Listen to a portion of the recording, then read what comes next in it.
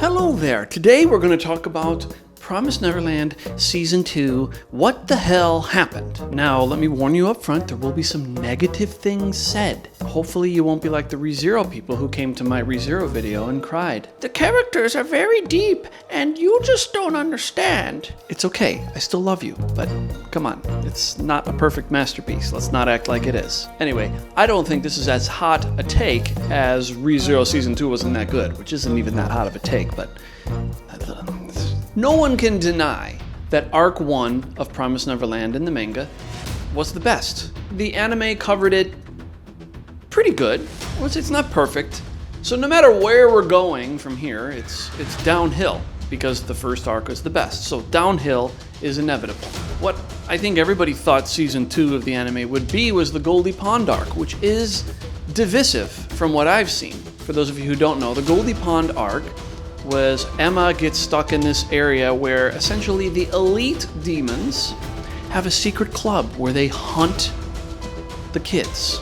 It's like their own little hunting club. It's the thrill of the chase. What I really liked about this was it allowed Emma and the kids to once again come up with a plan to outwit these demons that they have no business beating. Alas, in the anime, this was not covered at all. What else was not covered? Well, most things, but when they get to the bunker, the old man who's there, well, of course, that was skipped over. It's alluded to with the writing that's on the wall, but that's it. So essentially what we have in Season 2 is a Cliff Notes version of the ultimate ending, getting there as quickly as possible. Now we say, why?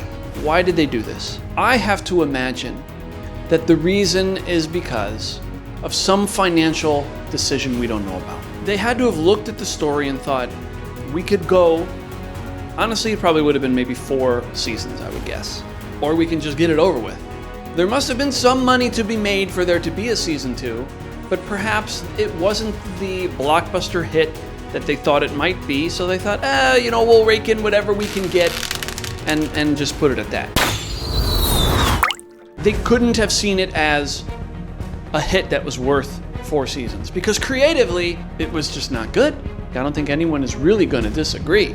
The whole running through the town and running into Norman, I mean, that was I did a whole video about the ending of Promised Neverland of the manga and how disappointed I was. I mean, really, it's the same thing as Attack on Titan. You have a very based character who knows what needs to be done and wants to do it, and then 2 stupid friends who want to stop him for the power of friendship. And of course, who wins in the end? The power of friendship. God, give me a f***ing break with this. Can anything go right? Can anyone deny that Norman was right? There will be war again between the demons and the humans. It's just a matter of time. Hearing Norman speak about how he's going to become the demon, to destroy the demons. Say, yes, face Norman, do it! And then, but Norman, I made a demon friend, and I feel about their feelings, and Gah! That's a different subject entirely. You can go watch my other video on this. I mean, Christ almighty. But overall, I would say, take away the manga and all we know about that. The second season of the anime was very blah, I would say. But it was okay. It wasn't terrible. Let's look at some specifics. We have this big scene in the final episode where Emma says, "No, I will stay back. I will be the hero, and I'm going to do some random shit to make the world better." And it's a big emotional goodbye. And then, of course, Norman is going to stay too, and Ray.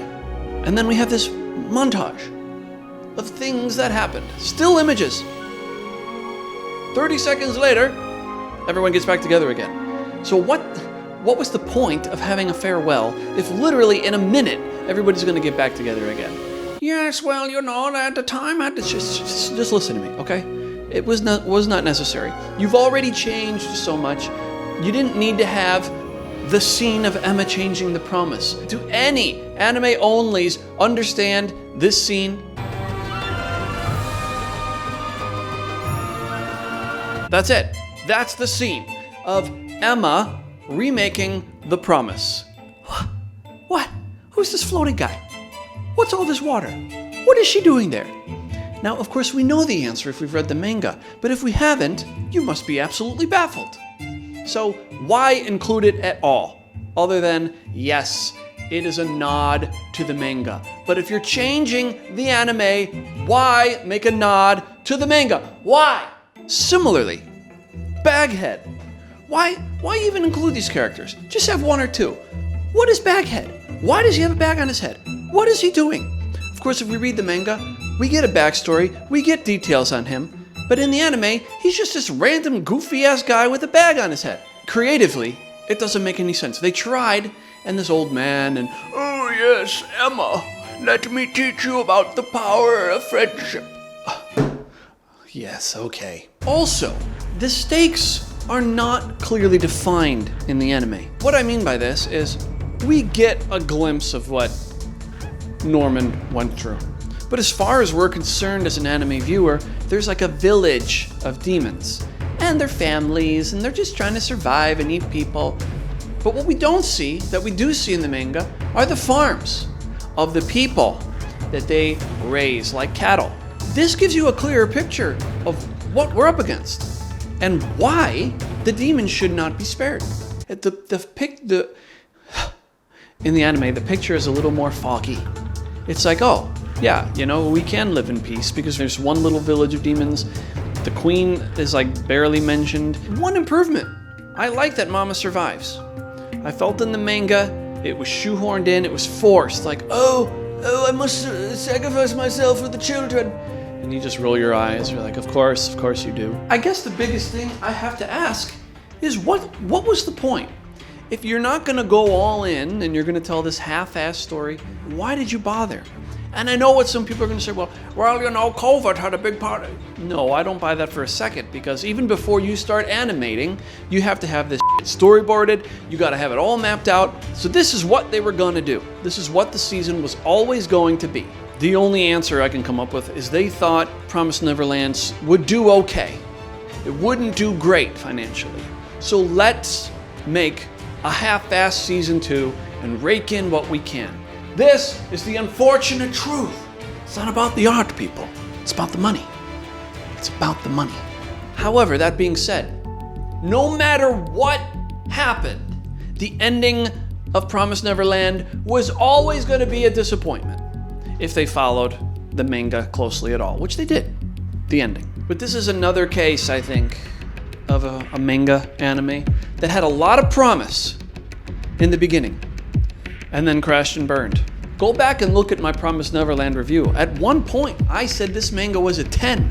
I'm embarrassed to have rated it that, but I did. And of course, I later scaled that back. These Japanese just can't stick the ending. They just can't do it.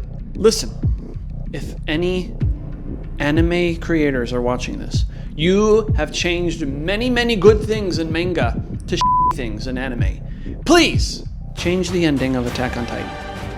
Make it the base ending we want. Complete the rumbling. I beg you, for once, save the story from the manga. Please! What'd you think of season 2? Were you disappointed? Did you like it? What did you think? Listen, I'm not that upset about it because I wasn't expecting a whole lot. I was just not even gonna watch it. But it's like, okay, I'll check it out. And it was whatever. Anne did watch it. She was actually more into it than I thought she would be, but she's not here, so, who cares what she has to say anyway, right? Like, who cares? But anyway, I've gone on long enough. Thank you very much for coming. We will see you later. And goodbye. 15 seconds, what you think? Go. Huh? What did you think? Of? Promised Neverland Season 2! Oh! At first, I thought she was being too soft with the monsters. I thought they deserved to die, but the fact that they were able to find a way to make both sides happy, I thought was pretty great. It all worked out. I liked it.